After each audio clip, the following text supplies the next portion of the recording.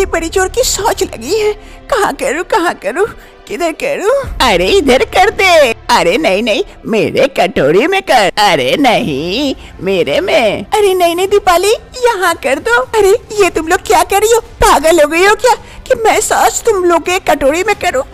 चलो हटो, भागो यहाँ से, मुझे शौच लगी है, करने दो। दीपाली को बड़ी जोर की शौच लगी थी। वो शौच करने के लिए आगे आगे भागती है और बाकी सभी कोई कटोरी लेकर उसके पीछे पीछे उसकी शौच लेने के लिए भागते हैं। अरे रुक जा, मैं दौड़ नहीं पाऊंगी, मेरे में कर दे। अरे नहीं दीपाली रुक जाओ, मुझे चाहिए तुम्हारा शौच। आखिर ये क्या होता है?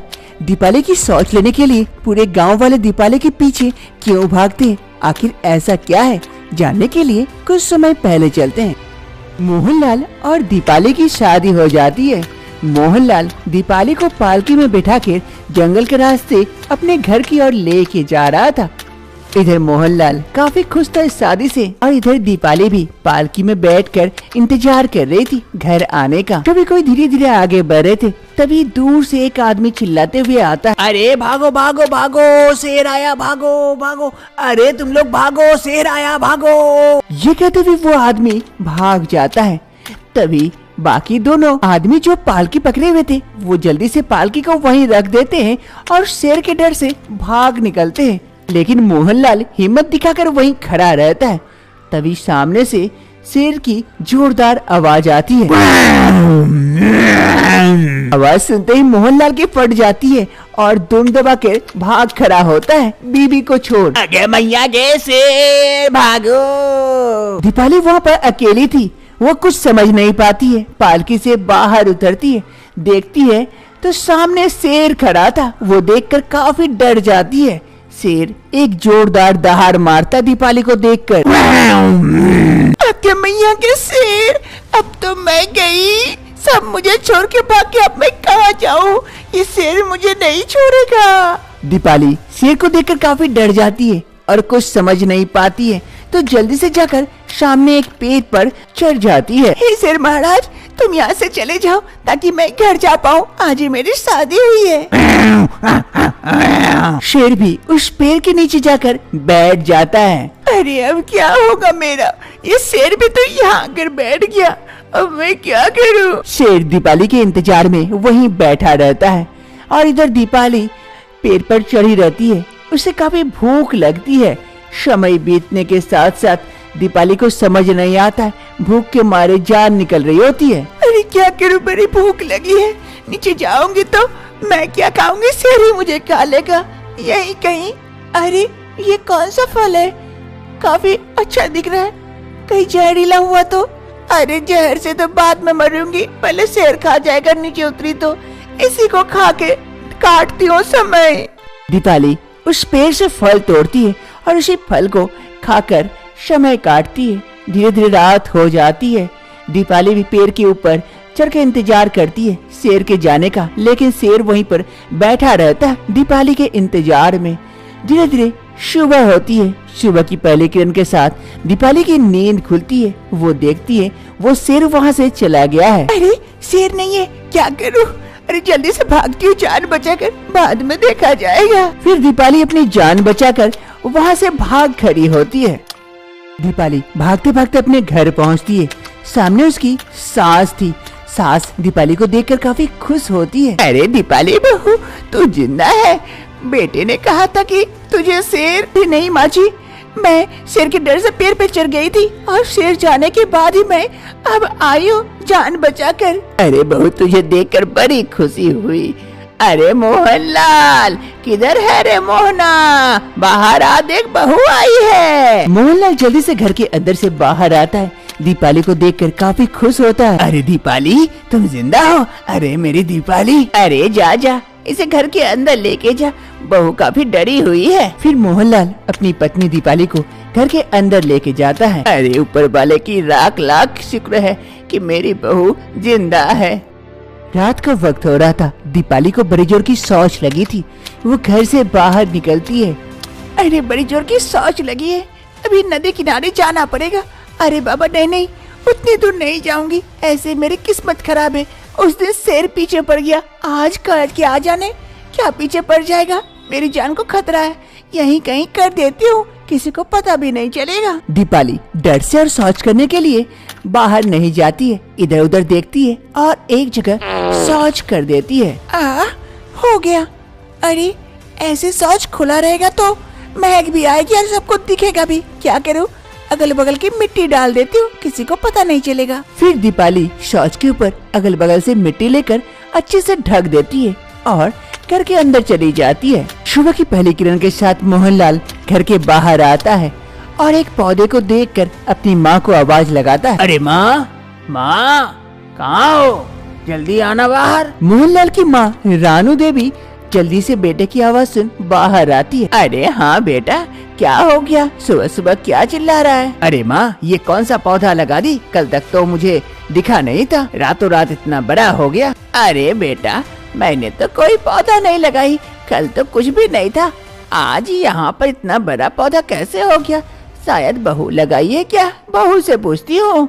अरे बहू, बहू। अपनी सास की आवाज सुन दीपाली घर से बाहर आती। हाँ माँ जी, क्या हुआ? अरे बहू, ये पौधा तू लगाई है क्या? देख रातों रात इतना बड़ा हो गया। दीपाली उस पौधे को देखकर शॉक्ड हो जाती है, क्योंकि कल रात को शौच दीपाली वहीं पर की थी और पौधा इतना बड़ा हो गया। नहीं पता माँ जी, कैसे इतना बड़ा पौधा हो गया? अरे माँ, किसी को पता नहीं है तो उखाड़ के फेंक देता हूँ बाहर। अरे नहीं नहीं बेटा, रहने दे, रातों रात इतना बड़ा पौधा हुआ है, शायद कुछ फायदा ही दे। फिर सभी कोई अपने अपने कामों में व्यस्त हो जाते हैं। दूसरी सुबह फिर से मोहनलाल आवाज लगाता अपनी माँ को। माँ, दीपाली जल्दी आओ बाहर देखो। मोहनलाल की आवाज सुन दीपाली और उसकी सास दोनों दौड़े दौड़े घर से बाहर आती। अरे बेटा, आज क्या हो गया फिर अनहोनी? अरे माँ देखो देखो, उस पौधे में पैसे निकल आए हैं और दूसरा पौधा भी निकल आया है बगल से। अरे हाँ, ये तो पैसे देने वाला पौधा है, लेकिन यहाँ कैसे हमारे घर में? तभी इधर दीपाली सोचती है, अरे वहाँ उस दोनों जगह तो मैं शौच की थी, वही शौच से ये पौधा निकल आया और पौधे से पैसे हो रहे, ये तो मेरा जादुई शौच हो गई। अरे बहू देख, हमारे घर पैसों का पेड़ लगाया है, तुझे पता है कैसे हुआ ये सब? अरे हाँ माँ जी, मुझे पता है। कैसे दीपाली, कैसे? जल्दी बताओ जल्दी बताओ, हमें और भी पौधे लगाने हैं, अब तो घर में ही पैसा छापूंगा। फिर दीपाली अपनी सारी बातें अपनी सास और पति को बता देती है। ये सुनने के बाद, क्या ऐसा हो सकता है कि शौच से एक पौधा निकला और उससे पैसे आ रहे हैं? ये मुमकिन है? हाँ जी, मैं सच कह रही हूँ, विश्वास नहीं हो रहा है तो कल देख लीजिएगा, कल मैं शौच करूंगी, उसी से पौधा निकल आएगा और उसी से पैसे भी आएंगे। ठीक है, कल ही देखा जाएगा कि तुम सच कह रही हो या झूठ। दूसरी रोज दीपाली देखती है उसका पति मोहनलाल घर के चारों तरफ गड्ढा खोद के रखा है। ए जी, आप घर के चारों तरफ गड्ढा क्यों खोद रहे हैं? दीपाली, तुम्हारे लिए, ताकि तुम शौच इन गड्ढों में करो और इनमें से पौधे जल्द ही निकल आए और हमें खूब सारा पैसा मिले। दीपाली अपने पति के कहे अनुसार सारे गड्ढों में हर रोज एक एक करके शौच करती है और उसे ढक देती है और दूसरी रोज ही उन गड्ढों में से पौधा निकल आता है और उन पौधों में से पैसे निकल आते हैं। दीपाली का घर चारों तरफ से पौधों से भर चुके थे और उन पौधों में पैसे लगे हुए थे। ये देखकर दीपाली, उसका पति मोहनलाल और उसकी सास रानू देवी काफी खुश होते हैं। ऐसे वक्त बीतने के साथ साथ दीपाली की ये शौच वाली बातें पूरे गांव में पता चल जाती है और सभी गांव वाले दीपाली के पीछे पड़ जाते हैं। अब दीपाली जहाँ भी जाती है, गांव वाले उसके पीछे पीछे घूमते रहते हैं और जाकर दीपाली जहाँ भी शौच करती है, सभी गांव वाले लड़ झगड़ के वो शौच कटोरी में उठाकर अपने घर लेके जाते हैं और उन शौच में से एक पौधा निकल आता है जिसमें पैसे फलते हैं। ये देखकर गांव वाले काफी खुश होते हैं। अरे काकी, आपका पैसा निकल आया? अरे हाँ हाँ, देख देख कितने कितने पैसे, आज ही तोड़ूंगी। और तेरा वाला पौधा पैसा दे रहा है कि नहीं? अरे नहीं चाची, आज ही लगाई हूँ तो कल देगा पैसा, और जा रही हूँ शौच लाने के लिए, दूसरा भी लगा दूंगी साइड में। हाँ हाँ ठीक है, जा लेके आ। ऐसे ही दिन बीतते हैं। गांव में हर किसी के घर में ये पौधा हो चुका था और पौधे में पैसे आ रहे थे। इससे गांव वाले सभी के पास काफी सारे पैसे हो गए थे। ये गांव अब अमीर हो गया था। ऐसे ही दिन बीतते हैं। एक रोज मुंशी जी एक बिल्डर को बुलाते हैं अपने गांव। अरे मुंशी जी, हमें यहाँ क्यों बुलाया? इस गांव में हमारा क्या काम? अरे बिल्डर, यही तो तुझे बनाना है बड़े बड़े बिल्डिंग। हमारे गांव के सारे घर तोड़कर सब में बड़ा बड़ा बिल्डिंग होना चाहिए, ताकि सबको लगे ये अमीर गांव है, समझा? अरे मुंशी जी, और बीच में एक हेलीकॉप्टर उतरने वाला, वहाँ मैं हेलीकॉप्टर कर दूंगा, वहीं उतारूंगा। अरे मुंशी जी, आप लोग ऐसे बातें करो जैसे करोड़ों के मालिक हो, गांव में रहते हो और इतने सारे पैसों की बात करो। पता है आपको इसमें कितना पैसा खर्चा होगा? है पैसा आप लोगों के पास फूटी कौड़ी भी, या ऐसे ही सपना देख रहे हो? अरे पैसे की बात करता है ये। अरे गोवर्धन, पैसे फेंक के मार इसके मुंह पे, निकाल पैसा और दे। हाँ मालिक, अभी देता हूँ, ये लो पैसा, ये लो। पैसे देकर वो बिल्डर हकचका जाता है। इतने सारे पैसे इन गांव वालों के पास। अरे तुम लोगों के पास इतने सारे पैसे कहाँ से आए? कहीं डाका उका डाला क्या? अरे ओ बिल्डर, आम खा, गुटली मत गिन। अब बता, बिल्डिंग बनाएगा कि नहीं, कि दूसरे के पास जाऊं? वो बिल्डर थोड़ा सा लालच में आ जाता है, उन पैसों को उठाता है और गौर से देखता है। अरे मुंशी जी, सपना कहीं और देखिए, ये डुप्लीकेट नोट हमें न दीजिए, ये तो डुप्लीकेट नोट है, असली नोट चाहिए सपना पूरा करने के लिए, समझे? मैं इतना भी गधा नहीं हूँ कि आपके डुप्लीकेट नोट से आपके लिए बिल्डिंग बनाता फिरूं। हाँ, बड़ा आया है, गांव में शहर जैसा बिल्डिंग बनाएगा। हाँ। ये कहते हुए वो बिल्डर वहाँ से चला जाता है। अरे क्या ये डुप्लीकेट नोट है? लाओ अच्छे से देखो तो। फिर मुंशी उन नोटों को अच्छी तरह से चेक करता है और देखने के बाद पता चलता है कि वाकई ये नोट तो डुप्लीकेट थे। अरे गांव वाले, ये तो जाली नोट है, जाली। इन नोटों से कुछ नहीं हो सकता है, हम ही लोग बुड़बक बन गए थे। गांव वालों का सपना टूट जाता है। सभी गांव वाले अपने लालच छोड़ अपने अपने काम में लौट जाते हैं। मोहनलाल भी अब असलियत जान जाता है। सारे नकली जाली नोटों के पौधे को उखाड़ फेंकता है और सामान उठाता है और खेत की ओर काम करने के लिए चल जाता है। अरे ये तो जाली नोट के पौधे थे, असली होते तो कितना अच्छा होता। अरे बहू, कुछ भी अच्छा नहीं होता, सारे गांव के पास पैसे थे, पैसे का वैल्यू ही खत्म हो जाता। अच्छे हैं कि ये जाली निकले। चल हम भी अपने काम में चलते हैं, घर का कितना सारा काम बाकी है। आज पंकज और पूजा की शादी की सुहागरात थी। बिस्तर को फूलों से सजाया गया था। दूध का ग्लास लिए घूंघट ओढ़े पूजा नहीं बल्कि पंकज बैठा हुआ था और अपनी पत्नी पूजा का इंतजार कर रहा था कि कुछ ही समय में पूजा आती है, हाथों में गुलाब का फूल लिए। आज इस घूंघट में काफी सुंदर दिख रहे हो, जच रहे हो। ये फूल कबूल कर लो, इससे तुम्हारी सुंदरता और बढ़ जाएगी। अरे पूजा, पहले ये घूंघट तो हटाओ। अरे हटाती हूँ, थोड़ा धैर्य तो रखो। फिर पूजा पंकज का घूंघट हटाती है। ये लो पूजा, दूध पी लो, शगुन के लिए अच्छा होता है और सेहत के लिए भी। हाँ, सही कह रहे हो, लाओ दूध पी लेती हूँ आज। फिर पूजा पंकज से दूध का गिलास ले लेती है और दूध पीने लगती है। आखिर ये कैसा नियम है कि पति को घूंघट में रहना पड़ता है?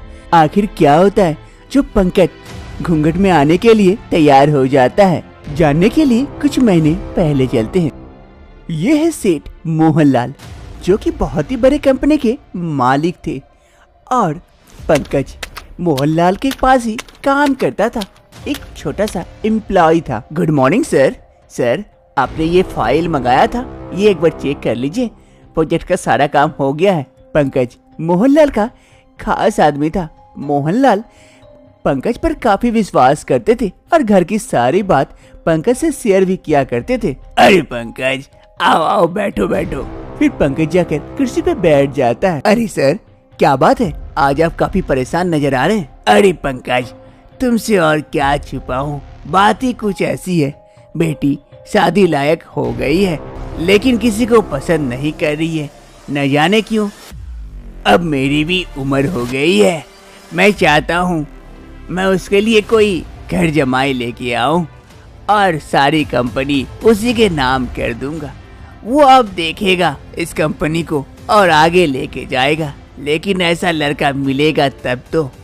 अगर तुम्हारी नजर में हो पंकज तो जरा बताना मुझे, और देखता हूँ बेटी को राजी कर पाता हूँ या नहीं।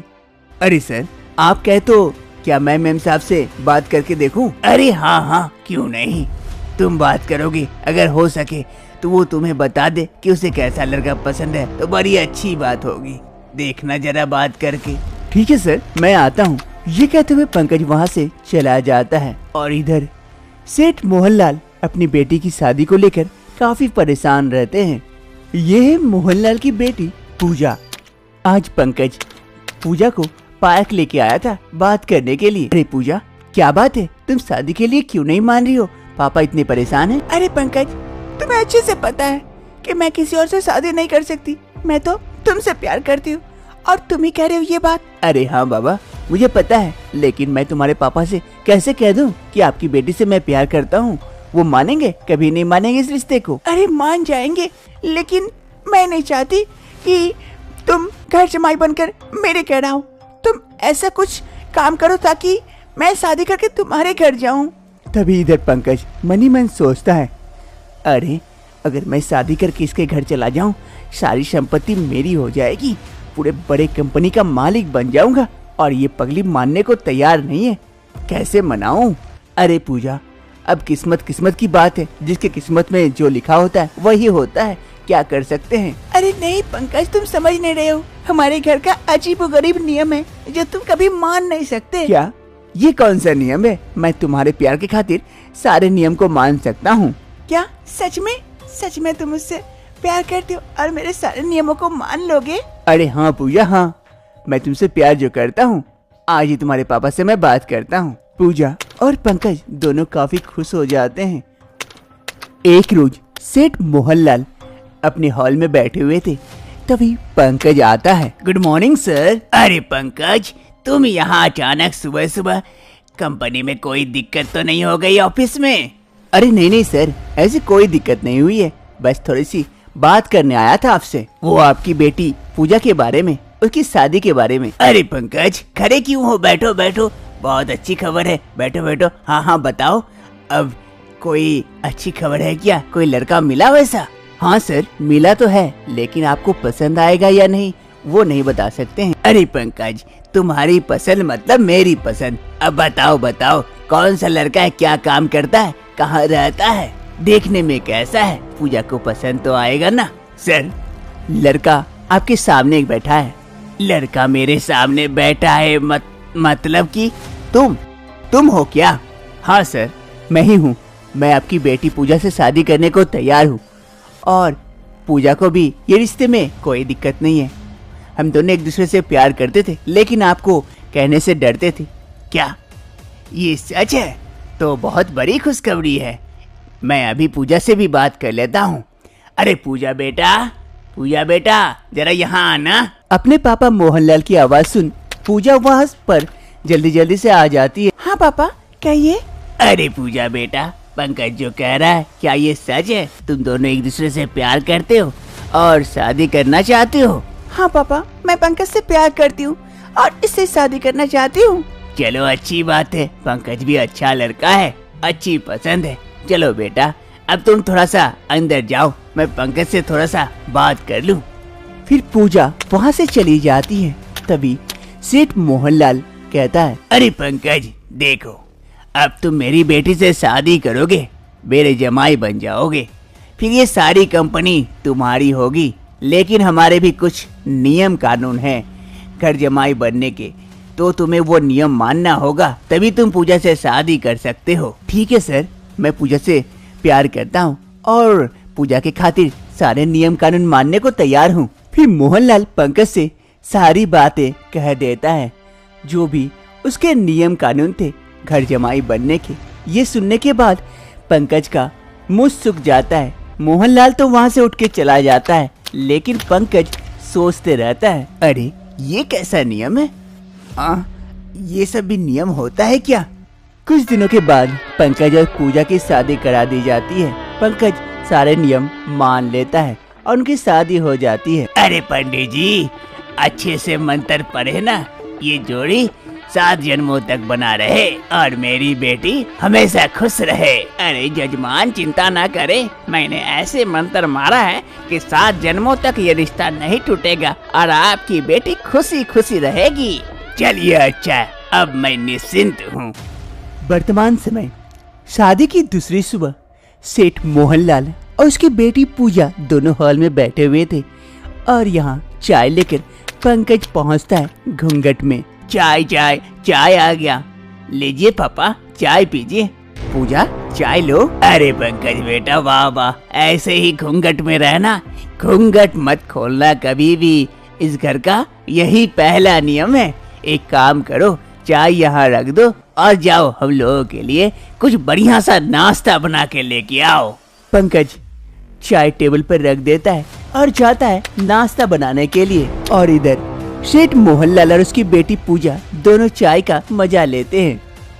पंकज किचन में आकर नाश्ता बना रहा होता है और सोचता है, अरे मैंने सोचा था घर जमाई बन के ऐश करूंगा, राज करूंगा, सारी कंपनी का मालिक भी बन जाऊंगा, लेकिन ये क्या, मुझे नियमों तले दबा दिया गया। मैं तो खुद घूंघट में आ गया, कैसे निकलूं इस घूंघट से बाहर। पंकज ये सब सोच रहा होता है और नाश्ता बना रहा था, तभी उसकी बीवी पूजा वहाँ पहुँच जाती है। अरे पंकज, अभी तक तुम्हारा नाश्ता नहीं बनाया हुआ है, कितने लेट लगाओगे? हमें भूख लगी है, पापा भी कब से इंतजार कर रहे, जल्दी बना के लेके चलो। हाँ हाँ हो ही गया, लेके जा ही रहा था, चलो चलो मैं आता हूँ। फिर पंकज नाश्ता उठाता है और लेके जाता है सर्व करने के लिए।